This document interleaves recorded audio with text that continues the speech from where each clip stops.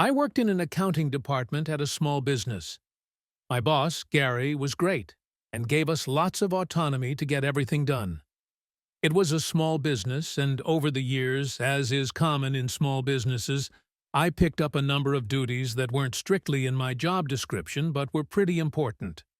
We also had a number of processes that were not well documented, but we were understaffed and not able to make any real changes.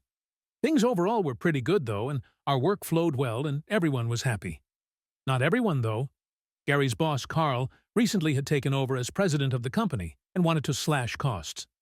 Gary was one of the highest-paid employees, and Carl tried to get him to take a pay cut or a cut in hours.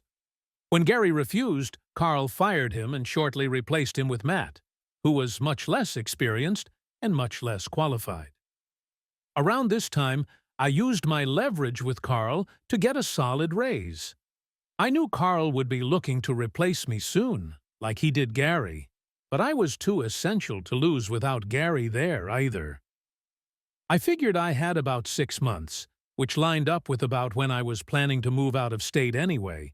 So, knowing that when I did leave, my coworkers would be stuck picking up the slack of my job, particularly all the ancillary stuff I had picked up that was not documented at all.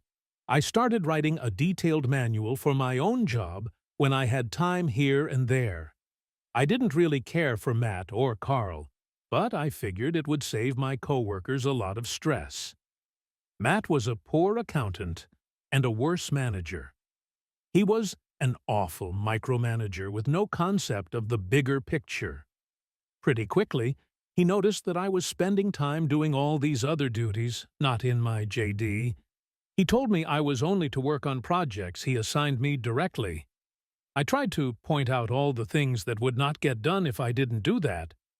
He was having none of it and told me not to worry about it, as it wasn't my job. Sure thing, boss. I stopped doing anything except what he told me to do, and the department started falling apart. Customer emails went unanswered. Software stopped working with no one to support it. Files weren't organized, etc. I normally took care of these and 100 other things, but Matt was pretty clear I'm not to do any of it. I also stopped working on my manual. After a few months of this, but sooner than I expected, I was laid off by Carl and Matt for budgetary reasons. Of course, they listed my job on Indeed that same day for a laughably low salary. I was given no warning, just sat down for a meeting with the two and walked out the door. Matt didn't allow me to take anything from my desk, access my computer, or say my goodbyes to my coworkers. He was also very clear I was not to retain any company documents or information. Sure thing, boss. So I left, and I heard from coworkers still there that over the next few weeks, things took an even worse nosedive. They weren't able to fill my job, and nobody could cover most of my actual job duties or any of my ancillary duties. By this point, vendors weren't being paid and payroll wasn't going out on time. And then I got the call.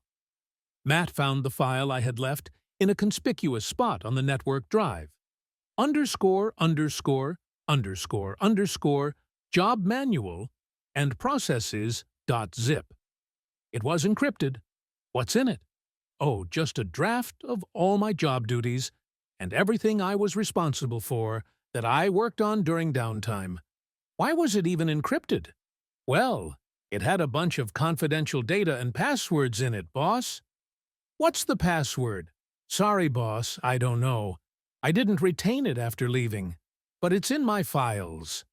In reality, since it wasn't finished, the manual wasn't going to be some panacea for all the company's problems, but I had padded it with a lot of images, so I imagine the file size was pretty attractive. And the password was indeed in my files. If Matt cared to look, he'd find an unlabeled sticky note with a nondescript string of letters and numbers in a random folder in one of my 24 filing cabinets.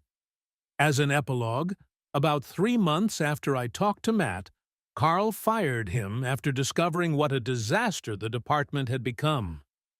My coworkers both left around the same time for better opportunities. Carl's still been unable to fill any of these jobs after almost 18 months, so the entire accounting department is staffed by contractors and consultants who I am sure are costing the company a fortune. I hear the board is looking for a change in company presidents.